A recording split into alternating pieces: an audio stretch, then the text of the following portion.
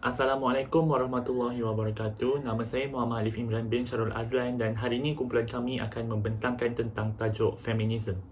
Menurut Kamus Dewan edisi keempat, feminisme merupakan gerakan atau fahaman yang menuntut persamaan hak wanita seperti yang dinikmati oleh kaum lelaki. Feminis atau feminisme bermaksud sebuah perjuangan atau kesedaran untuk memperjuangkan isu wanita, khususnya dalam kesamaan hak di antara lelaki dan perempuan.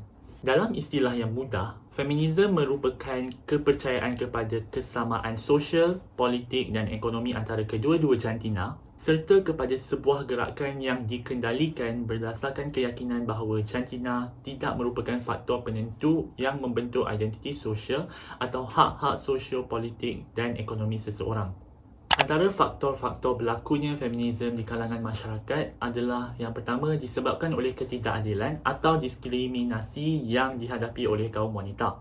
Kaum wanita tidak diberi peluang yang seluas diberi kepada lelaki dalam pelbagai bidang kehidupan seperti ekonomi, pendidikan atau politik, maka mereka ingin menuntut kesaksamaan hak, taraf kedudukan dan peluang yang sama bagi insan tidak kira lelaki atau wanita seperti di dalam komuniti, politik atau ekonomi.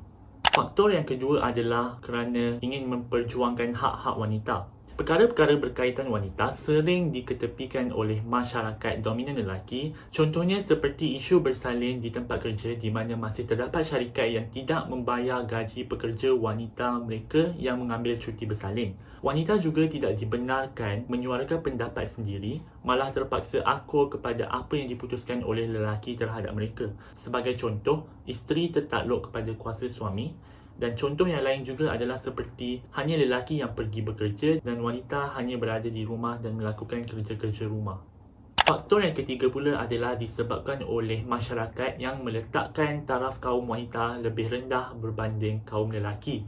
Kedudukan kaum wanita pada umumnya adalah rendah iaitu inferior daripada kedudukan kaum lelaki. Mereka sering menyifatkan kaum wanita ini sebagai kelompok khusus atau terpinggir. Dan terdapat juga mentaliti yang menyatakan bahawa kaum perempuan ini tertakluk kepada kuasa dan autoriti kaum lelaki. Itu sahaja daripada saya. Sekian, terima kasih. Assalamualaikum warahmatullahi wabarakatuh. Nama saya Nur Farhani binti Abdul Rahman. Saya akan membentangkan mengenai implikasi feminisme. Jadi implikasi yang pertama adalah fahaman persamaan hak antara lelaki dan perempuan ini akan mempengaruhi strata-strata dalam keluarga sehingga alasan persamaan hak mereka menuntut untuk melarangan berpoligami. Implikasi yang kedua, persatuan-persatuan yang mendorong ke arah tersebut telah ditubuhkan, contohnya seperti pertubuhan yang bergiat aktif iaitu Sisters in Islam. Sisters in Islam ni keanggotaannya terdiri daripada pelbagai lapisan masyarakat iaitu profesional serta masyarakat elit dan serta masyarakat biasa. Tetapi Sisters in Islam ni selalunya mengelirukan masyarakat kerana mereka selalu sangat mencampur adukkan antara budaya serta adat. Implikasi yang seterusnya adalah gerakan feminisme tidak menyokong dan mempersoalkan tempoh idah bagi wanita. Kerana mereka merasakan tempoh idah bukan sahaja perlu dilalui oleh wanita, tetapi bahkan lelaki juga perlu melalui benda yang sama kerana barulah adil bagi mereka. Jadi implikasi yang seterusnya adalah gerakan feminisme ini juga menuntut persamaan memusakahi harta antara lelaki dan perempuan. Kebiasaannya lelaki mendapat 2 bahagian dari harta yang selayaknya berbanding wanita iaitu 1 bahagian sahaja. Tapi mereka merasakan bahawa wanita juga berhak mendapat lebih ataupun sama banyak dengan lelaki. Implikasi yang terakhir sekali adalah gerakan feminisme menyokong perkahwinan sesama gender kerana mereka merasakan wanita juga bebas untuk memilih sesiapa saja mereka hak untuk berkahwin kerana itu juga adalah satu benda yang mereka ingin menyokong kerana bagi mereka ianya tidak adil dan tidak bebas untuk mereka bersuara dan melakukan perkara-perkara yang mereka mahukan. Apakah kesan feminisme? Kesan yang pertama ialah kehancuran di dalam rumah tangga. Bahaya feminisme dalam pandangan Islam memang menjadi satu perkara yang paling penting apabila seorang perempuan menyertai pihak lelaki ataupun suami. Maka yang paling ditakuti adalah timbulnya perpecahan di dalam rumah tangga, di mana perempuan akan menjadi sewenang-wenangnya terhadap suami yang merupakan imam dalam rumah tangganya. Yang kedua, perempuan memimpin rumah tangga. Ini bukan hal baru jika perempuan akan menjadi lebih dominan di dalam rumah tangganya. Sebagai contoh, tanggungjawab yang harus dilakukan oleh suami diatur ataupun dipikul oleh isterinya sendiri, di mana suami tidak lagi boleh memimpin keluarga. Yang ketiga, menimbulkan spekulasi negatif di kalangan masyarakat, di mana perempuan memiliki kebebasan dalam mengutarakan pendapatnya. Bahkan banyak pula kaum perempuan yang menjadi hebat, bahkan telah menjadi pemimpin dalam suatu komuniti atau organisasi tersebut. Namun, hal tersebut masih menjadi bahan perdebatan, di mana semua perempuan mendapatkan haknya dalam bersuara. Hal inilah yang menimbulkan kefahaman feminisme semakin kuat untuk dibenarkan. Yang terakhir sekali, menentang kudrat Allah Subhanahu Taala. Di dalam pandangan Islam, lelaki ataupun suami memiliki kedudukan yang lebih tinggi, iaitu mereka memiliki kewajipan untuk memimpin rumah tangganya. Hal inilah yang semakin lemah sejak adanya kefahaman feminisme, yang mana perempuan juga memiliki hak yang sama, iaitu mereka boleh menjadi pemimpin dalam rumah tangganya. Itu sahaja daripada bahagian saya. Terima kasih. Kita akan pergi ke part seterusnya.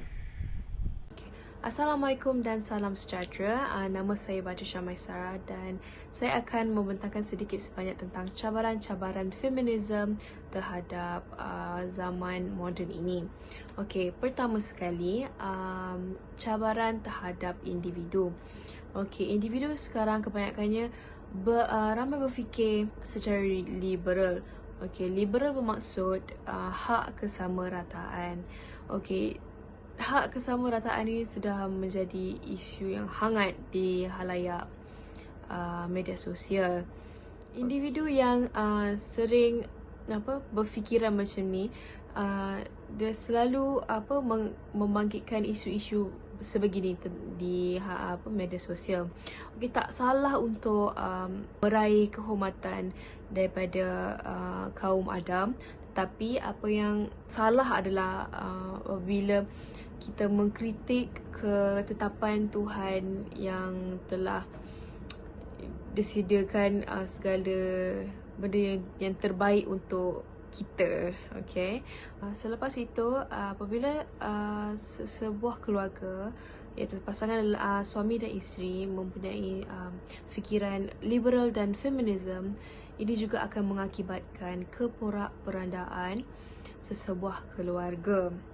Okey, keegoan lelaki, seorang suami dan seorang isteri yang terlalu mengejarkan kerjaya akan memusnahkan masjid yang telah dibina. Okey, hal ini berkait tentang apabila seorang suami tidak boleh menerima hakikat yang isterinya mencapai yang lebih baik daripada seorang suami. Itu si isteri ni pula juga tak berhenti mengejar kerjayanya, dan dua-dua belah pihak adalah lalai dalam tanggungjawab terhadap keluarganya sendiri. Okey, selepas itu, apabila wujudnya orang-orang yang berfikiran feminisme dan berfikiran liberal, ia akan timbul masyarakat kaum lelaki memandang rendah hanya sebab segelintir perempuan yang berfikiran liberal tanpa pengesahan syariah Islam. Ini akan mewujudkan masyarakat yang terpesong daripada syariah Islam. Okey. Last but not least, cabaran terhadap negara. Okey, apabila berlakunya percanggahan antara kaum wanita dan kaum lelaki, tak lain tak bukan ia akan memusnahkan keharmonian negara itu. Okey, apabila terlalu banyak persalahfahaman, ia akan menimbulkan rusuhan terhadap kedua-dua belah pihak dan juga ia akan menjejaskan nama baik dan menjejaskan air muka negara. Okey. Assalamualaikum, nama saya Muhammad Nazrullah bin Muhammad Nur. Hari ini saya akan menyampaikan contoh gerakan feminisme dan solusi membenterasnya. Contoh gerakan feminisme merupakan antara agenda musuh bertujuan untuk merosakkan kepribadian dan jati diri wanita muslimah. Ia datang dalam bentuk serangan pemikiran, seruan kebebasan, kesamarataan dan kemanusiaan. Slogan ini berjaya menipu dan mengaburkan mata wanita muslimah sehingga dilihat benar dan nyata. Contoh, gerakan feminisme yang berlaku di Malaysia adalah Sister in Islam. Sister in Islam ditubuhkan pada tahun 1993. Gerakan ini secara rasmi didaftarkan sebagai pertubuhan bukan kerajaan di bawah nama SIS. Sehingga kini dikenali sebagai Sister in Islam atau ringkasnya SIS. Tumpuannya adalah untuk mencabar undang-undang dan dasar atas nama Islam yang mendiskriminasikan wanita. Tumpuan SIS kemudiannya diperluaskan kepada isu lebih besar seperti demokrasi, hak asasi manusia dan perlembagaan. Kontroversi SIS. SIS telah membuat kenyataan bahawa SIS ingin menegaskan bahawa Islam bukanlah mewujudkan atau menggalakkan poligami. Poligami tanpa had pernah menjadi amalan sedia ada di zaman sebelum Al-Quran diwahyukan. SIS turut mempersoalkan sama ada poligami patut terus dibenarkan di bawah Undang-Undang Keluarga Islam. Pengharaman SIS. Pada 7 Jun 2009, dalam Muktamar PAS 2009 ke-55 di Stadium Malawati Shah Alam, usul PAS Shah Alam Khalid Abu Samad diterima tanpa bahas. Usul itu mendesak Majlis Fatwa Kebangsaan membuat penyelidikan ke atas SIS yang membawa aliran Islam liberal. Seterusnya, mengharamkan SIS in Islam sekiranya terbukti bertentangan dengan syariat Islam serta membuatkan program pemilihan ke atas ahli-ahlinya. Solusi untuk membenteras feminisme. Feminisme adalah salah satu ajaran barat dan ianya haruslah dihindari. Solusi yang perlu dilakukan supaya gerakan feminisme ini tidak akan terjadi lagi adalah dengan sentiasa mengambil berat akan kesejahteraan wanita. Dengan ini, kaum wanita tidak akan merasa diri mereka tidak selamat. Dengan ini, gerakan-gerakan feminisme ini tidak akan terjadi. Solusi seterusnya dan solusi terakhir adalah dengan memperbanyakkan kempen-kempen dan ceramah tentang ajaran feminisme yang terpesong dari ajaran Islam. Sekian itu sahaja dari saya, Muhammad Nazrullah. Terima kasih.